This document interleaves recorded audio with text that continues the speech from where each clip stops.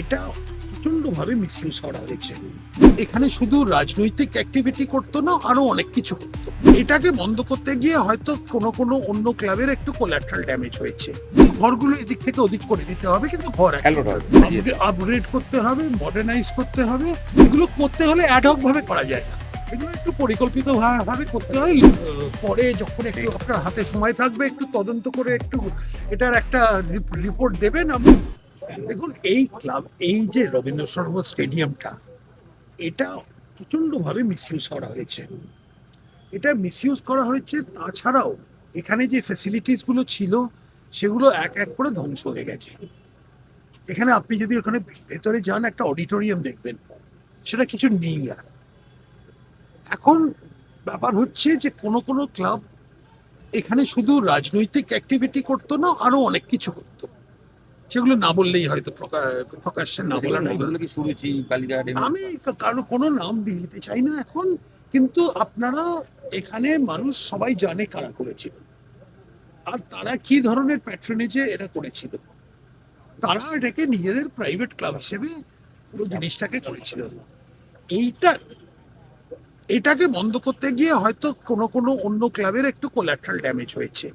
সত্যি কথা, এটা আমি মানছি যে তারা কোনোদিন এসবের মধ্যে যায়নি, কিন্তু তারা ভুক্তভোগী হলেন। এটা মানে একদিক থেকে তারাও এতে ক্ষতি হয়েছে তাদের।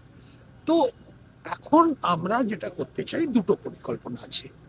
প্রথম হচ্ছে শর্ট টার্মে ইমিডিয়েটলি ক্লাবগুলোকে, যেখানে যে ক্লাবগুলো সত্যি জেনুইন খেলাধুলোর মধ্যে আছে, তাদের ঘরগুলো ফেরত দেওয়া, হয়তো ঘরগুলো এদিক থেকে ওদিক করে দিতে হবে, কিন্তু ঘর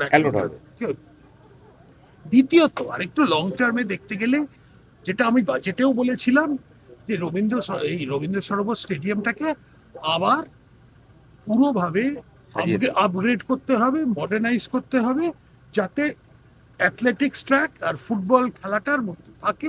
তাছাড়া চেঞ্জিং রুম, জিমনেজিয়াম, সেগুলো সব করা থাকে। সেটা হচ্ছে আমরা সেটার একটা ইমিডিয়েটলি একটা প্ল্যান করার আরম্ভ করে দিয়েছি। এগুলো করতে হলে অ্যাডহক ভাবে করা যায় না, এগুলো একটু পরিকল্পিত ভাবে করতে হয় লং টার্মের দিক থেকে। তো আর তাছাড়াও আদের মানুষের যারা স্পোর্টস লাভার বা যারা স্পোর্টস অ্যাডমিনিস্ট্রেটর, তাদের সঙ্গে একটু কনসালটেশন করেই করতে হবে, কারণ তাদের কি চাহিদা, কোন দিকটা নেওয়া উচিত, সেগুলো ফ্লাড লাইট আগে এখানে ছিল, কিন্তু পরিবেশ অনেক কিছুই ছিল। সেগুলো কি আর অনেক কিছুই ছিল, সেটা কেন গেল সেটা এখন আপনারা চিন্তা করুন। হয়তো আমরা পরে যখন একটু আপনার হাতে সময় থাকবে, একটু তদন্ত করে একটু এটার একটা রিপোর্ট দেবেন, আমরাও খুব ইন্টারেস্ট নিয়ে পড়বো সেটা। বাংলা হান্টের আরো খবর দেখতে নজর রাখুন। বাংলা খবর মানেই বাংলা হান্ট।